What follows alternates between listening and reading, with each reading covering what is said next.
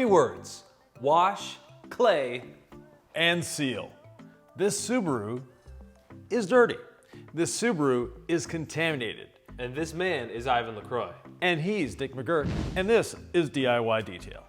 I learned the wash, clay, and seal from you. Ivan invented this method, and it's going to change the way you do your maintenance washes. Right. Now, a lot of people are afraid of claying their vehicle because it's going to scratch. Well, with our clay towel, you don't need to worry, using the proper lubrication. So what is this method? I think intuitively, some people are gonna understand claying your car, removing the embedded contaminants, the industrial fallout. Right. But it's all about how we're claying in this method. Right, it's how we're claying, it's the method of claying, and the products we're using with it. So we're using the Rinseless Wash as part of our lubrication package, but it's not the only lubrication we're using. We'll also be using Quick Beads. Okay, why don't we get me started and you can explain how we do this. Right. Well, first of all, you need to determine whether your vehicle is contaminated or not. And there's an easy way to do that. That is a credit card. You can actually hear the contamination and you can feel it in the card.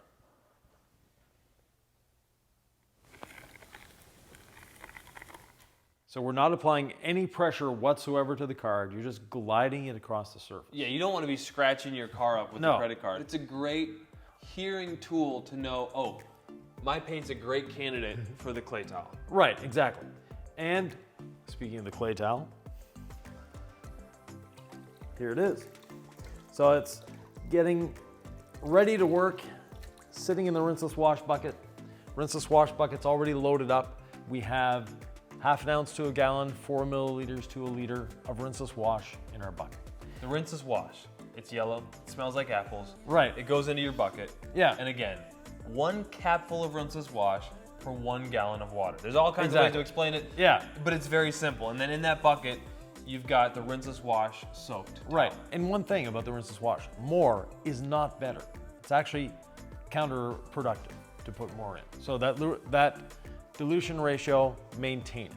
Because if you're putting too much in, you'll get streaking, which is something we don't want to do. And I hope people out there understand, here's Ivan saying, use less of our product. Please. We want to save you money Yeah. and product to get Yeah. great results. Okay. So the clay towel, innovative product.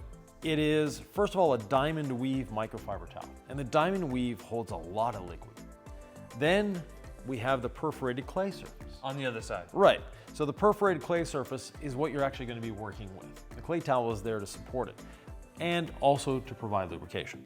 Now, the perforations allow somewhere for the contamination to go, but they also allow for extra protection in terms of lubrication.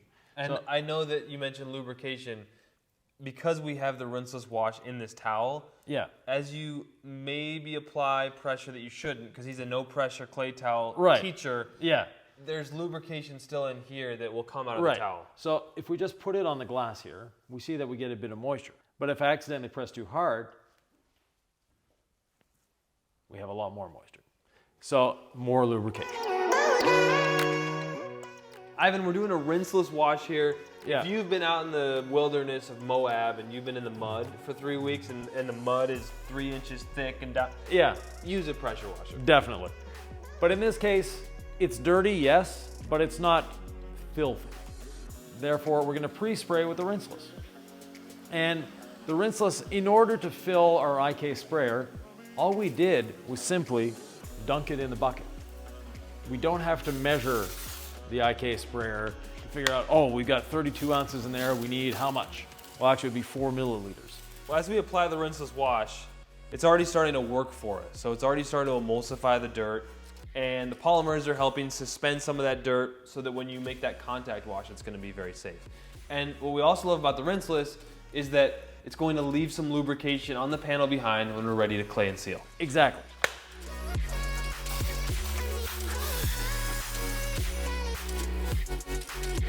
And if you don't mind, Nick, just spraying the wheels and tires a little bit. Absolutely. So normally in our videos, we have Nick doing the wheels and tires, but this time I'm gonna do them. Something's going on if he's doing the wheels and tires. I feel like he's up to something. Not at all. Let's get our wheel bucket in here. And we're gonna do a very simple method with the wheels. And that simple method is, we've pre-sprayed them with the rinseless. Now we're letting the rinseless sit on the rest of the vehicle. The longer it's there, the better it emulsifies. But if you're doing this outside, it's windy, it's sunny, you might want to work panel by panel. I'm always a panel by panel guy because I was mobile as a detailer forever. Right. It's just the safest way for you to stay in control. Yeah. It can get kind of stressful when you've like done the other side of the car, you're working here, you're worried about the sun. Detailing should be fun. Detailing, definitely. Keep it simple, stupid. So we're using a flag tip nylon brush and don't want it too wet. We're simply brushing the tire. And we call this a wheel and body brush because it can be used on the wheels, and people freak out with the wheels, but in reality, a wheel is just clear coat like the rest of the paint on the car. Those green brushes are really nice and they're so versatile. People might say, why are you cleaning the tires and then the rim faces with the same brush? But you are the king of efficiency and simplicity. Yeah, I'm a minimalist by nature, and it's just making it easy. Now, you'll notice this wheel I'm going counterclockwise. Why? Because I felt like it. I was gonna say, I have no idea where he's going with this. No, not at all. Basically, I'm just making sure to hit every spoke, but I'm not necessarily worried about the order that I'm doing it. And you're gonna do a final wipe down anyway, where you can be very circumspect and look at every little angle, and so this is not the last time we're touching these wheels. No, actually, and I'll let you do the front one while I go get a towel. And actually, we'll do one other little section with that brush, and that is this corrugated, or not corrugated, but textured plastic at the bottom of the car.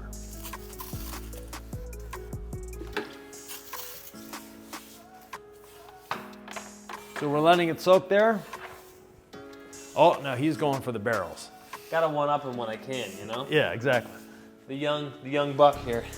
And I'm just using one of our black utility towels. It's great for this purpose. It's getting the wheel nice and dry.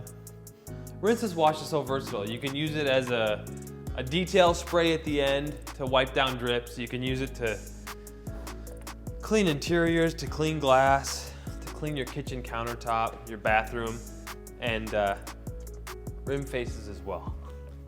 There we go, sir. Thank you.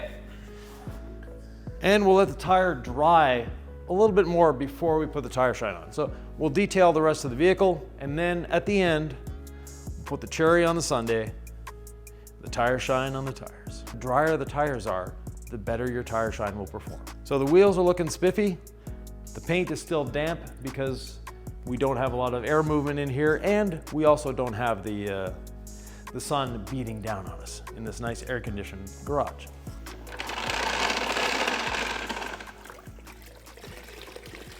So I'm going to be using the sponge to wash. As always, starting at the top, working our way down. And with the rinseless wash, you're simply applying the rinseless wash to the surface. You are not putting any pressure on the sponge at all. And then from there, we go panel by panel, dunking between.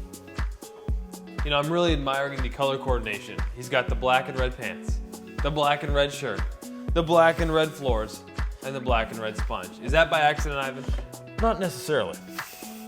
I didn't actually go out to looking for red shoes. They found me. Ivan's kind of defensive about the red shoes. No, I think they're cool, but I think they're cool too. I wouldn't have gone out and looked for red shoes, but walked into the store and there they were staring at me on sale, so couldn't resist. And they're actually comfortable. So the Subaru is heavily contaminated and we can actually feel it in the sponge.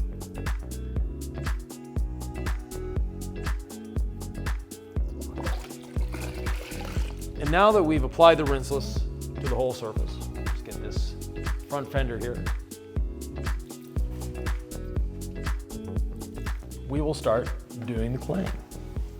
You can do a couple of things here. You can reapply a layer of rinseless wash, or you can just realize that, hey, I've got these panels wet because I just washed them, I'm good to go. So in direct sunlight, if it's drying on you, you may want to go to your panel again and spray it with rinseless. I never mind the extra safety of, hey, rinseless is a good lubrication for me here, I'm gonna add more. But right now our panels are reasonably wet, and that's all we're looking for, is that initial sort of base or that foundation of lubrication provided by the Rinseless. So this isn't just a standard clay towel process. We are going to use quick beads and the clay towel at the same time. Right. So not only do we have the Rinseless providing lubrication, we'll have the quick beads providing lubrication, but we'll also have the quick beads providing a beautiful finish and protection on the vehicle. Quick beads usually used as a water-activated ceramic, wet panel, spray on, pressure wash off. Ooh, beads, easy to dry. Right. This is a little bit different. A little bit different. And first of all, with quick beads, always shake the bottle. It's necessary to get that graphene infused in there and where it needs to be. From there, we have our clay towel dunked in the Rinseless Wash, and we're going to spray the quick beads not on the vehicle, but on the clay towel. So 2 sprays and start claying. Now the claying, obviously the upper portion of the vehicle should have less contamination, not always. Don't forget to clay your glass, your plastics, your chrome, everything. And as Nick mentioned before, the less pressure you put on your clay towel, the better it is. And then I've got this awesome towel to use after he's done. Of course, he could do this too, but as you wipe it off, it's gonna feel very slick. And so people might say, Ivan, like, you're using quick beads and a clay towel, you're decontaminating it. Where's all that contamination going? Is this safe? How does this all work? So the contamination is going here. And after I've done a panel, I flip it, put some on the other side. It's so slick as you wipe it down. Yes, it is. And I'm not feeling the wet, and then take it to a dry side for a buff. Don't forget to get inside that door handle. You notice when I was in the door handle, I squeezed a little bit, and more lubrication came out of the clay towel.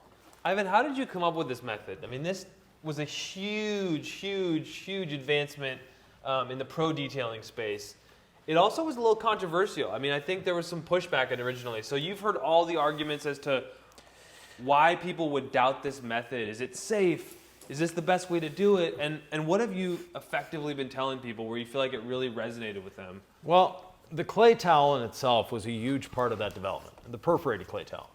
And a lot of detailers, professional as well, have this assumption that a clay towel is going to scratch paint. And the old clay bars, yes. The old flat surface clay towels, there was a good chance. The perforated clay towel is so much safer that it isn't going to scratch the paint when you're using the proper technique. Basically, we want to make this a simple process that's fun to do, it's easy, and you'll notice that Nick is wiping almost right behind me because quick beads cures rather quickly. We don't want it curing on the surface. And it gets really slick too. Like I've noticed doing it on that first pass versus coming back over here, it's already gotten way slicker. Yeah, and I'm redunking the clay towel. And these Subarus, every time you touch the door handle, it beeps at you. So in little to no time, we have a car that is not only clean, it's decontaminated, and it's protected with quick beads. If you've never clayed your car before, it's sort of like the first time you put tire shine on by yourself. Not as simple as tire shine, but once you do it, it's as simple. And it just sort of feels like you have a superpower. Like you've done something that professional detailers charge to do. Your paint is so much smoother, it's free of contaminants, and you've protected it as well. So it's a time savings. We have so many more videos in this playlist where we're explaining how to detail like a pro, but to make it easy for you at home. Final words, Ivan? Well, a couple final words. First of all, I think on YouTube, the subscription bell is also red and black. I've heard of that. The Right. subscribe button, Yeah, the notification bell. notification bell, and you can share these videos as well. So if you have someone in your family, in your circle of friends that likes to keep their car clean and has mentioned contamination to you, well, you can help them by showing them this video. In this case, Ivan, I'm gonna say fantastic job. Thank you, and thanks for watching.